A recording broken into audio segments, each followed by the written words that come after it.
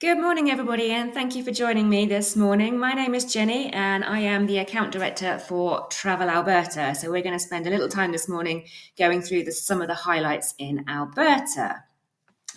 So we're located in the west of Canada. We have British Columbia to our west, and to be honest, most people will combine a trip to Alberta with British Columbia. So to the west of the province, we have the Rocky Mountains, and to the east, we have the prairies. So very, very contrasting scenery. It's a huge province. So Alberta is equal size to France, Switzerland, Belgium, and the Netherlands together, or 3 times the size of the UK. And to give it a little bit of perspective, we have 15 times the population as Alberta. So huge area, small population. Calgary is our international gateway, and we have direct flights from Air Canada from London Heathrow year round. And we also have flights with WestJet from London Heathrow, London Gatwick, and Edinburgh. So great options into Calgary. Our provincial capital is Edmonton. We don't have direct flights from the UK, but there are some really, really fabulous connections from throughout Canada into Edmonton as well. So you can easily fly into one and out of the other. So why would your clients want to go to Alberta? There's so much to see and do in Alberta. It is really all about the scenery, and then people build their holiday around it. So if clients say that they want to go to the Canadian Rockies, they're thinking of Alberta. They're thinking of Banff and Jasper National Park. They're thinking of Lake Louise. They're thinking of driving the Icefields Parkway. But over and above that, we've got 2 world-class cities, which I've just mentioned. We've got 6 UNESCO World Heritage Sites. We have countless provincial parks. We have some of the best stargazing in Canada. We have 2 international dark sky preserves, so stargazing, northern lights. We have no end of wildlife. We actually have more than 500 different species of wildlife. So that is bighorn sheep, it's elk, it's moose, it's cougar, it's wolves, it's birds of prey, and of course, bears.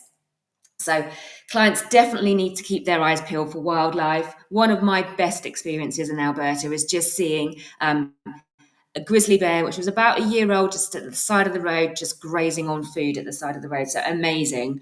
It's definitely an adventurous destination. So for some people, that is hitting the open road, and that's pushing their comfort zone. For others, there's skiing, snowboarding, there's hiking, horse riding, biking, heli hiking, heli skiing, rafting, you name it, you can do it in Alberta. There's also lots of cultural experiences, whether that's Western culture or Indigenous culture as well.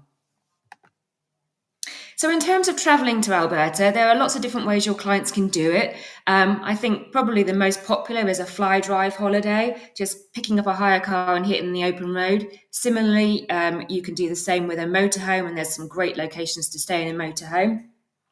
But you can also travel through a lot of Alberta by train. So there's the famous Rocky Mountaineer, which I know you've had a separate training session about. We also have Via Rail.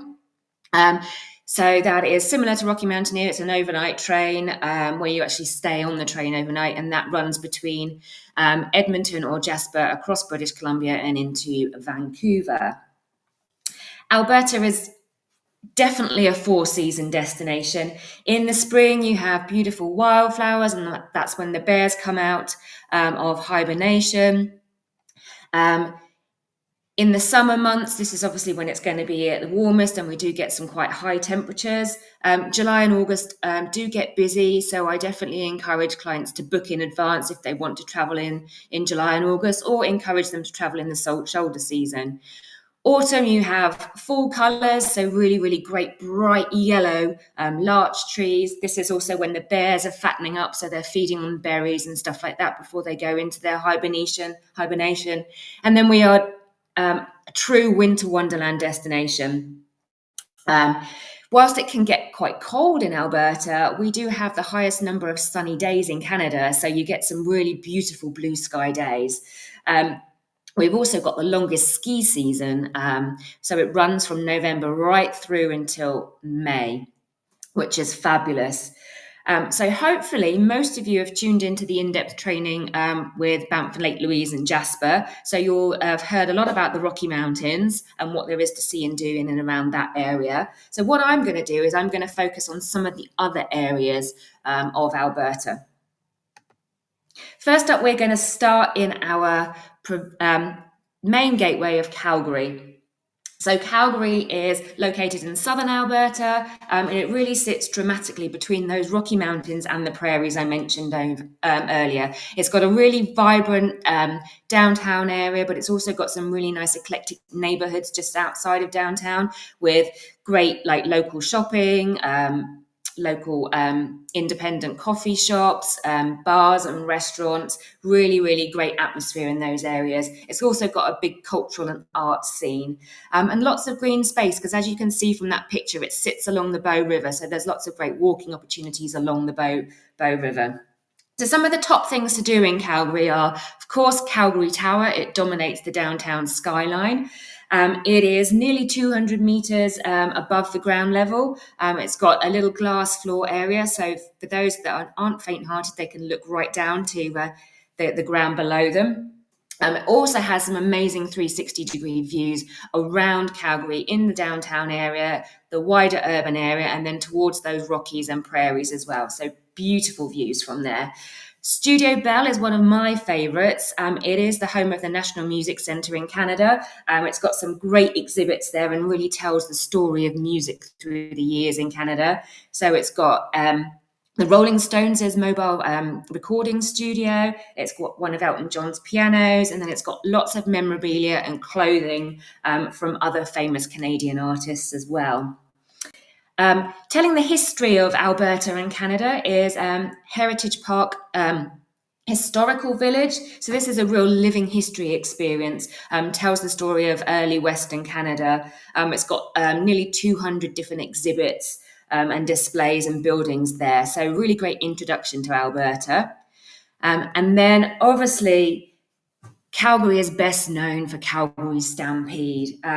This is a 10-day rodeo extravaganza. The whole city comes to life. It's known as the greatest show on earth.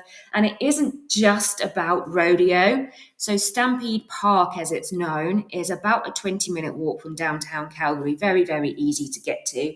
And it's got fairground rides, it's got concerts, it's got award-winning food stalls, it's got like country fairs selling local crafts and artisans and things like that. Over and above that rodeo, it's also got an Indigenous village with powwow displays as well and competitions. And then that rodeo happens every single day.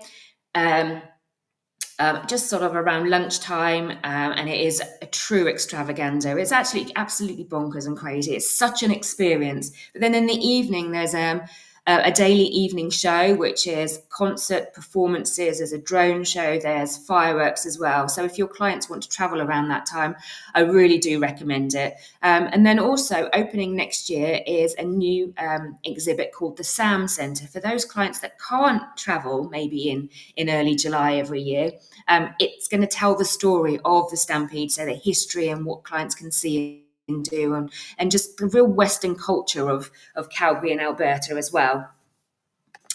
So moving on to Edmonton. Edmonton, as I said, is our provincial capital. It's about 3 hours north of Calgary, and it's known as a festival city because it's got all sorts of arts, music, and theatre festivals throughout the year. It has the world's third largest fringe. So there's Edinburgh, another one, and then Edmonton.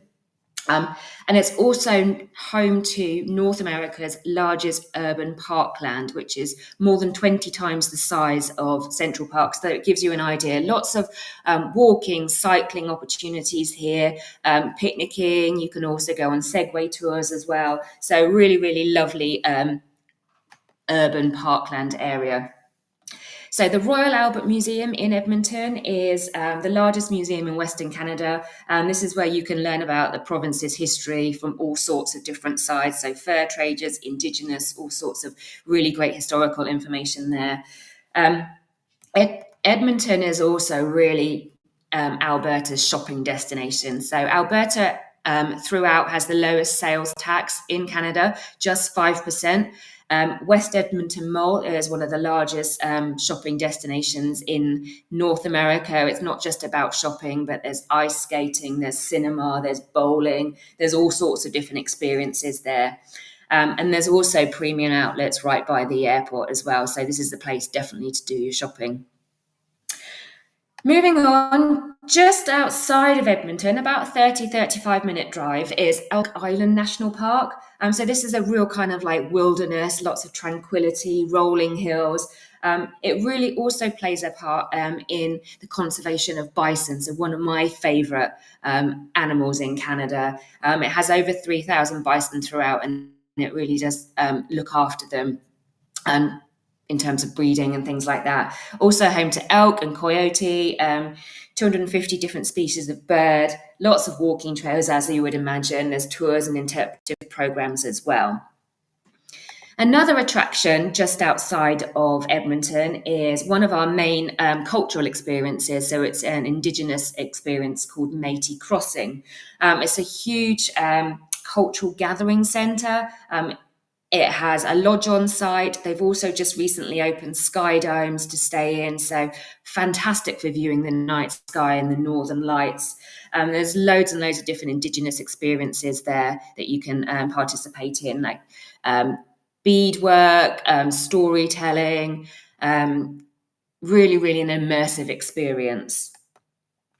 So moving on to southern Alberta and maybe a lesser known area of the Rocky Mountains, this is Waterton Lakes National Park. It's about 3 hours drive south of Calgary. It borders Glacier National Park in Montana. So it forms the Waterton Glacier International Peace Park because it's a national park that straddle the border. So Waterton Lakes National Park has a chain of loads and loads of absolutely beautiful lakes, as you can imagine from the name, surrounded by the Rocky Mountains, thundering waterfalls, epic scenery, lots of walking trails, short and long as well. So lots to see and do around there. In the spring, really got a lot of diverse wildflowers, so absolutely beautiful. And again, lots of wildlife, including bears, bison, elk, and moose. In terms of clients staying there, it's mainly 3-star properties, but if they do want to push the boat out, I definitely recommend that they stay in the Prince of Wales Hotel, which is on this picture here. The views alone are just incredible. They are just so beautiful. Heading on and moving on into kind of like our dinosaur history. So Drumheller is one of the main locations for dinosaur discoveries over towards southeastern Alberta, so in that prairies area. It's about a 90-minute drive east of Calgary. This is kind of where you'll find Alberta's Badlands scenery, so kind of like lots of different layers of rock, and you can really see the layers from that picture there. As I said, it's got one of the largest collection of fossils anywhere in Canada, and also one of the largest collections of dinosaur remains. Drumheller has the Royal Tyrrell Museum, which is where a lot of those main finds are actually housed. So you can see some really fantastic recreated dinosaur skeletons. And then moving on to Dinosaur Provincial Park. This is about 2 hours south of Drumheller. It's one of those UNESCO World Heritage sites, and this is where they have found so much in terms of dinosaur remains. I definitely recommend a guided tour there. It takes clients into a protected area, so you can't go as the general public, and you tour around. They show you where they've made some really major discoveries. They also basically encourage you to search for fossils yourself, and there's every chance you will find them because there are so many remains there. The smaller ones, they're almost not interested in them. And then you may even see an active dig site in the distance. So whilst you can't go up too close to it, you can actually see them kind of like bringing out, or hopefully bringing out, remains, or painstakingly looking for them. So moving on, I mentioned the Rocky Mountains. It's a great winter destination. As I said, it is a true winter wonderland in Alberta. It is absolutely stunning. The mountains take on a whole new different kind of personality. We're lucky that we have 4 world-renowned ski resorts. We have 2 in Banff, which is Mount Norquay and Banff Sunshine. We also have Lake Louise Ski Resort, and then up in Jasper, we have Marmot Basin. So lots and lots of skiing opportunities as well. But over and above the skiing and snowboarding, there are all sorts of other winter activities that you can do. Sleigh rides, you can go dog sledding, you can even guide that dog sled yourself. There are ice walks along Johnston Canyon and Moline Canyon. You'll see frozen waterfalls and frosted canyon walls, and even kind of like natural ice sculptures as well. There's snowshoeing that you can do. There's heli snowshoeing if you want something really special.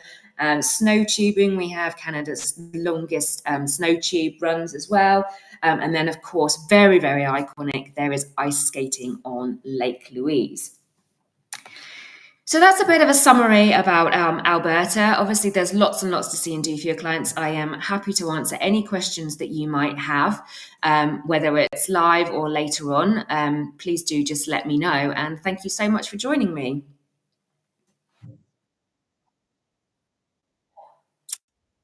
Oh, sorry, hold on. You've got clients looking to go to Stampede. Hold on, it's just whizzed out of my screen. Oh, sorry, Anila. It's their first visit to Canada. What sort of itinerary would you recommend for them for a 10-night stay? If they're looking to go for Stampede, my recommendation is that they will definitely need a good 2 days in Calgary before they head off anywhere. Because with Stampede, you can purchase kind of like tickets for them so that they experience various elements of Stampede itself, but there is a lot to wander around and see as well, over and above the other attractions in Calgary. And as I said, the city really comes to life. So they're probably going to land in afternoon, evening time into Calgary one day. I would say that they're going to have 3 nights in Calgary to give them those 2 full days there as well. And then depending on what they like to see and do, we've essentially got another 7 nights. Probably going to want to go over into the mountains to the Banff area. So I would recommend from Calgary up to Banff, couple of nights there, probably at least 3 nights to experience Banff, Lake Louise as well, and then drive the Icefields Parkway up to Jasper for another couple of nights. It's a very, very iconic road. Epic scenery, and you will have heard about that in your Banff, Lake Louise and Jasper training. And then come across to Edmonton. They can either fly out of Edmonton or drive back down to Calgary if they want to do a circle. I think for 10 days, that's probably all they're going to fit in that session. Okay, lovely. Thank you very much for everyone for joining me. Any questions, please do let me know going forwards, and enjoy the rest of the sessions.